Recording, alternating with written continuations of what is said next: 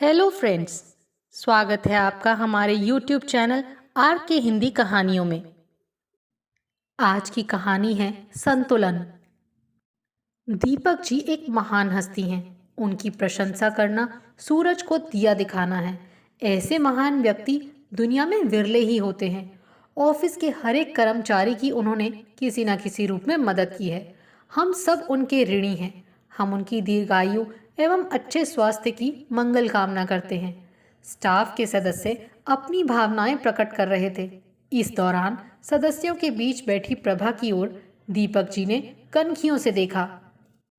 ऐसे समय भी उसके चेहरे का भावहीन होना दीपक जी को बेहद खला, पर उन्होंने उसे नजरअंदाज कर दिया। स्वयं दीपक जी गदगद थे। उनके मातहतों ने उनको नमन किया और वरिष्ठ अफसरों ने उन्हें गले से लगा लिया। दिखावे से दूर अश्रुपूरित वो विदाई समारोह सचमुच अद्वितीय था, परंतु प्रभा के हृदय को कहीं से भी छू नहीं सका। क्यों, कैसा लगा?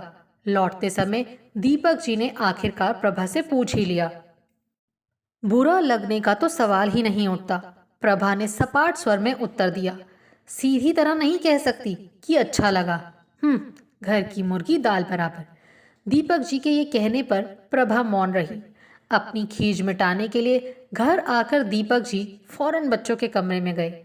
चीखते हुए टीवी की आवाज पहले धीमी की, फिर बच्चों को सिलसिलेवार विदाई समारोह के बारे में बताने लगे। अपनी माँ से पूछो, कितना शानदार विदाई समारोह था। अपनी पूरी नौकरी में मैंने इतना सम्मान किसी के लिए नहीं देखा। पापा जी आप महान हैं, कहते हुए बेटे ने नाटकीय मुद्रा में झुककर पिता का अभिवादन किया। दुनिया कहती है ऐसा पिता सबको मिले, पर मैं कहती हूँ ऐसा पिता किसी को ना मिले। हाँ, इस मामले में मैं पक्की स्वार्थी हूँ, बेटी ने पापा के गले में बांह डालते हुए कहा। तीनों सफलता के मद में झूम रहे थे। एक प्रभा ही थी, उदास, गुमसुम। उन तीनों के सामने आने वाले कल के लिए कोई प्रश्न नहीं था। प्रभा के पास अनगिनत सवाल थे। उन सवालों की ओर से दीपक जी का बेफिक्र होना उसे बेहद अखरता था।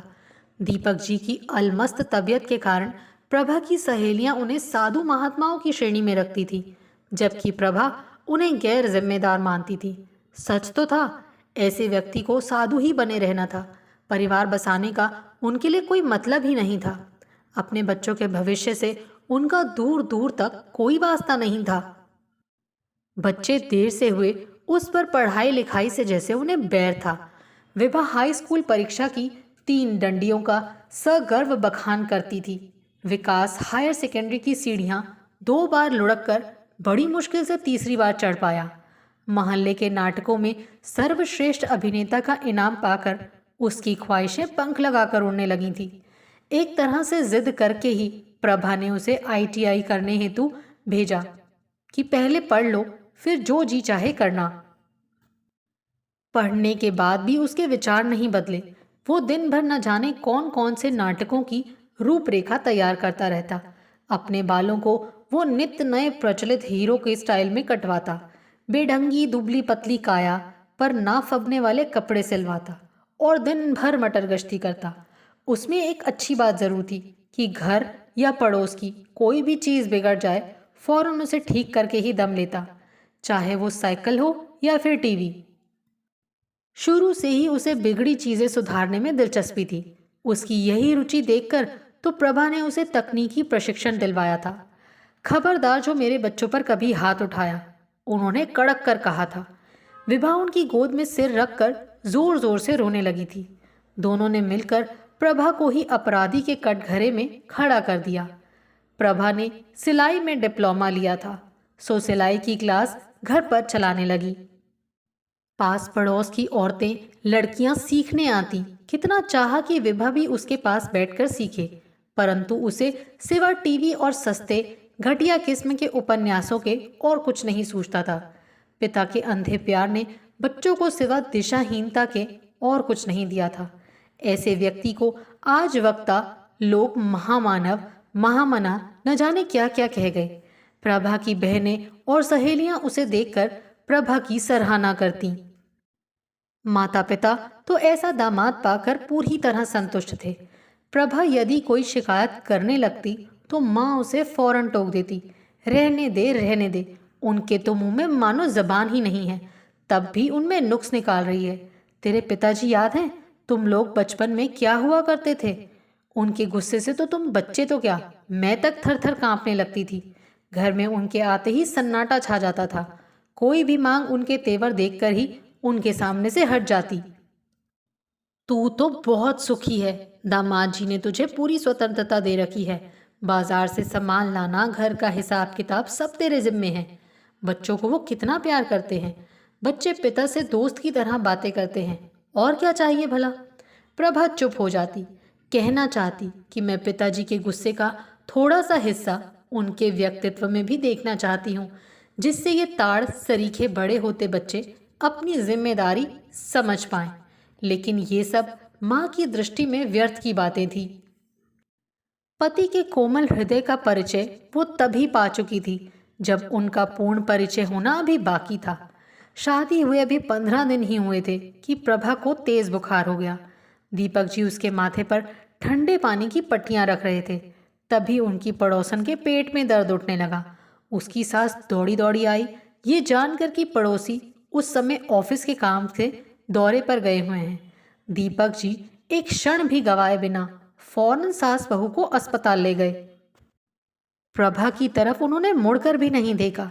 घर का दरवाजा भी बंद करने का उन्हें ध्यान नहीं रहा। कराहती प्रभा ने उठकर स्वयं ही दरवाजा बंद किया और समय देखकर दवा निगलती रही। ऐसी हालत में उसने किस तरह अपनी तीमारदारी स्वयं की, उसे आज तक याद है। उधर दीपक जी भाग भाग कर पड़ोसन के लिए दवाइयां ला रहे थे। समय से पूर्व हुए प्रसव के इस जटिल केस को सफलतापूर्वक निपटाकर बेटा पैदा होने के बाद डॉक्टर साहब उन्हें ही पिता बनने की बधाई देने लगे। घर आकर जब हंसते हंसते दीपक जी उसे ये प्रसंग सुना रहे थे, प्रभा की आंखों में स्वयं की अवहेलना के आंसू थे। प्रभा के प्रथम प्रसव के समय जनाब नदारत थे। अपने बीमार दोस्त के सराहने बैठ उसे फलों का रस पिला रहे थे। दीपक जी पड़ोस की भाभियों में खासे लोकप्रिय थे। भाई साहब, आज घर में सब्जी नहीं आ पाई।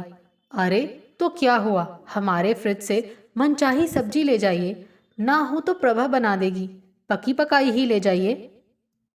भाई साहब, ये बिजली का बिल, कोई दूसरी कह देती। बन्नू के स्कूल की फीस, गैस खत्म हो गई है, पिताजी की पेंशन का रुका हुआ काम। 50 सवालों का एक ही जवाब था, दीपक जी। कितने फुर्तीले हैं दीपक जी। हमारे पति तो इतने आलसी हैं, दिन भर पलंग तोड़ते रहेंगे, कोई काम उनसे नहीं होता। छुट्टी के दिन ताश की मंडली जमा लेंगे। लेकिन भाई साहब की बात ही अलग है। पड़ोसनों की प्रशंसा से पुलकित दीपक जी तब दुगने उत्साह से पड़ोसियों से काम करते। प्रभा उनके ऐसे व्यवहार से कुढ़ती थी। ये बात नहीं, बस उसका यही कहना था कि ये घोर सामाजिक व्यक्ति कभी तो पारिवारिक दायित्वों को समझे। ये क्या बात हुई कि लोगों के जिन कामों को दीपक जी तत्परता से निपटा आते थे, उन्हीं कामों के लिए प्रभा लाइन में धक्के खाती थी।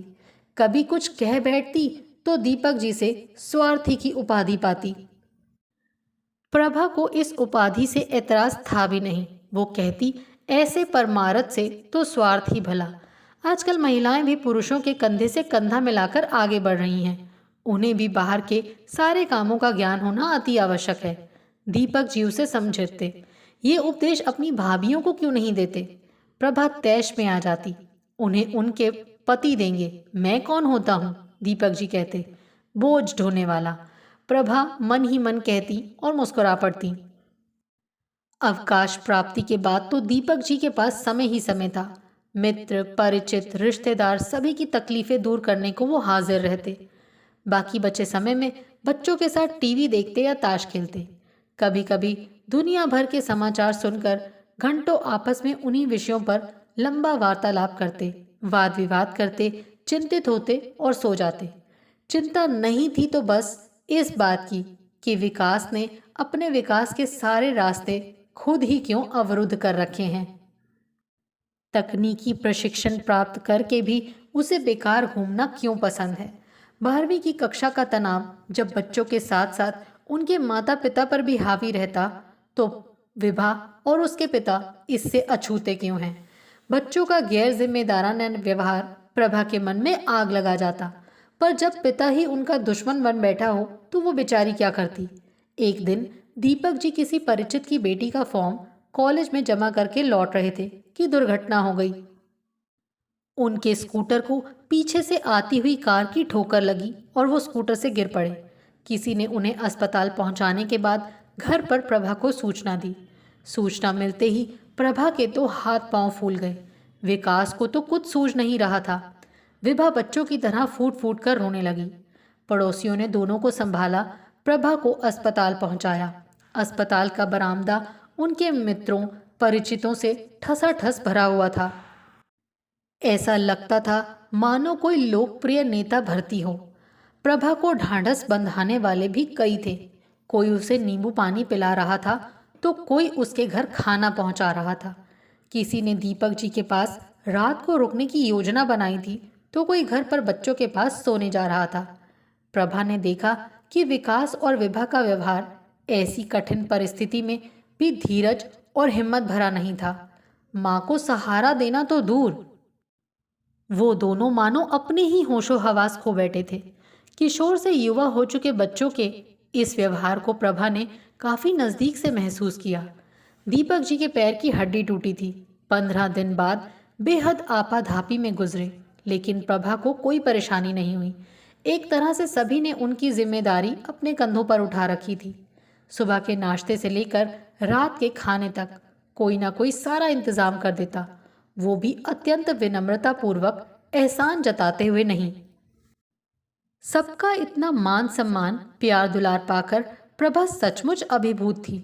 बड़ी मुश्किल से जब एकांत मिला तब दीपक जी के सामने उसने अपनी भावना जताई तो दीपक जी गदगद हो गए। उन्होंने खुशी से प्रभा का हाथ थाम लिया। बच्चे भी कहने लगे, माँ देखा, तुमने पिताजी की समाज सेवा की हमेशा निंदा की है, लेकिन आज वही लोग हमारे कितने काम आ रहे हैं। ठीक है, मैंने मान तो लिया कि मैं गलत थी। प्रभा तृप्त भाव से बोली। 15 दिनों बाद दीपक जी को अस्पताल से छुट्टी मिली तो घर पर आने जाने वालों का तांता लग गया। लेकिन अभी 2-3 महीने तक प्लास्टर लगना था।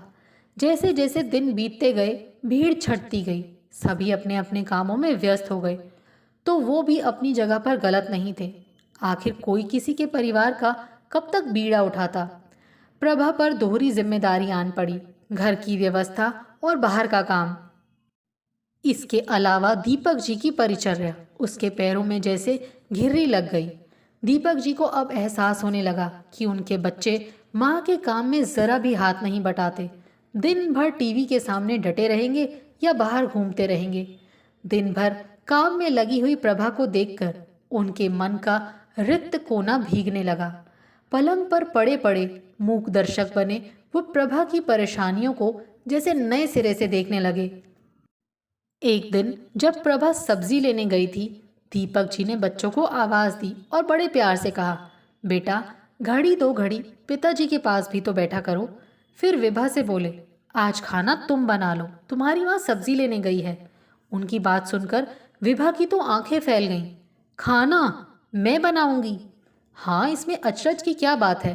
क्या तुम्हारी उम्र की और लड़कियां खाना नहीं बनाती? दीपक जी बोले। लेकिन वो अपने पिता की लाडली थोड़े ही हैं। विभा ने अपनी बाहें दीपक जी के गले में डालकर लडियाते हुए बोला, मुझे कहाँ आता है खाना बनाना। विकास तुम सब्जी ले आया करो, बाहर के कामों में माँ का हाथ बटाया करो। दीपक जी ने बेटे से भी कहा। ये सुनकर विकास आश्चर्य से उन्हें देखता रहा। फिर धीरे से बोला, पिताजी अब तक तो ये सारे काम माँ ही देखती आई हैं। दीपक जी चुप हो गए। उन्हें महसूस हुआ कि कहीं कुछ गलत, बहुत गलत हो रहा है। बच्चों में घर के हालात समझकर जिम्मेदारी पूर्वक कुछ करने की भावना नहीं है। लाड प्यार और सिर्फ लाड प्यार में पले ये बच्चे इस स्नेह का प्रतिदान करना ही नहीं जानते। वो तो सिर्फ एक तरफा पाना जानते हैं। उन्हें याद आया कि 5 वर्ष की नन्ही सी उम्र में ही वो अपनी माँ का दर्द समझते थे, उनका सिर दबाने की चेष्टा करते, उनका कोई काम करके धन्यता का अनुभव करते। लेकिन माँ उन्हें 7-8 बरस का छोड़कर चल बसी। उनके सिर पर जैसे पहाड़ टूट पड़ा। संयुक्त परिवार में ताई जी, चाची जी का कृपा भाजन बनने के लिए बहुत जद्दोजहद करनी पड़ती। उनके कई काम करने के बाद ही 2 मीठे बोल नसीब होते। इस तरह छोटी सी उम्र में ही उन्हें दूसरों के काम करने से होने वाले लाभ का पता चला। धीरे धीरे दायरा बढ़ा, दूसरों को उपकृत करके अजीब सी संतुष्टि मिलती। बदले में अनेक तारीफें मिलती, ढेरों आशीर्वचन मिलते। मातृहीन मन को इससे बड़ा दिलासा मिलता। तब घर का काम करने में आनंद नहीं मिलता। घर वाले उनके कामों को कर्तव्य की श्रेणी में रखते थे। कर्तव्य शब्द की शुष्कता और रसहीनता उनके गले नहीं उतरती थी। बाहर वालों ने नर्म मुलायम मीठे प्रशंसा आख्यानों की चाशनी में उनका मन डूब जाता। उनकी शादी हुई तब भी ये आदत यथावत बनी रही। गृहस्वामी बनकर भी वो जनता जनार्दन के सेवक ही बने रहे। इधर कुछ दिनों से वो महसूस कर रहे थे कि प्रभा ने उनकी मदद के बगैर कैसे परिवार की जिम्मेदारी अकेले अपने कंधों पर उठा रखी थी। उनका बचपन अपने ही घर में आश्रित की तरह रहकर गुजरा, सो अपने बच्चों को उन्होंने हद से बढ़कर लाड प्यार दिया। बच्चों के कारण पत्नी से भी कड़क व्यवहार किया, उसकी उपेक्षा ही कर दी। उसे अधिकार ही नहीं दिया कि वो बच्चों में उचित संस्कार डाल पाए। प्रभा सब्जी लेकर आ रही थी। आंचल से पसीना पोंछते हुए वो घर में दाखिल हुई। उसे देखकर उनके हृदय में बहुत दया आई। आओ घड़ी 2 घड़ी सुस्ता लो, वो स्नेह से बोले। लेकिन प्रभा उनके मन में उठ रहे बवंडर से अनजान थी। फुर्सत कहाँ है, अब खाना बनाने में जुटना पड़ेगा, प्रभा बोली। खाना विभा बना देगी, दीपक जी ने कहा। ये सुनकर प्रभा हैरत से उन्हें देखने लगी। फिर धीरे से बोली, आपकी तबीयत तो ठीक है, विभा को खाना बनाना कहाँ आता है? नहीं आता तो सीख लेगी, उन्होंने तरल स्वर में कहा। प्रभा, दिन रात खटते खटते तुम कितना थक जाती होगी। मुझे महसूस हो रहा है कि बच्चों को मेरे अत्यधिक लाड प्यार ने बिगाड़ कर रख दिया है।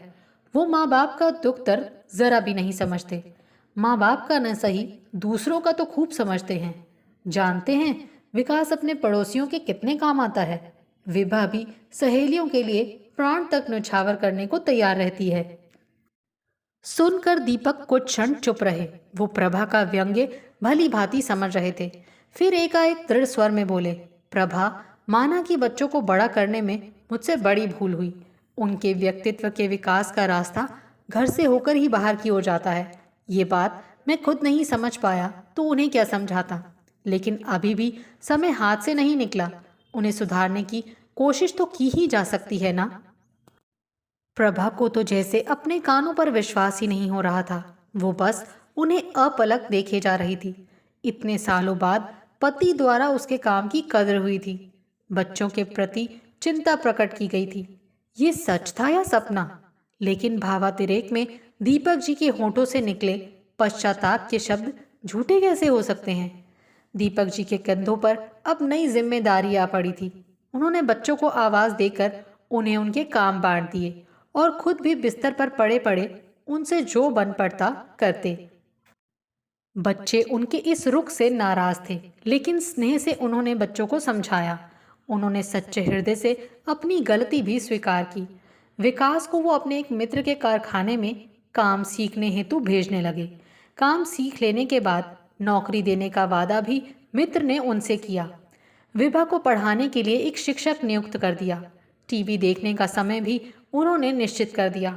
इस नए अनुशासित वातावरण के बच्चे बिल्कुल अभ्यस्त नहीं थे। अनिच्छा से वो अपने आप को इस नियमित दिनचर्या के अनुकूल ढाल रहे थे।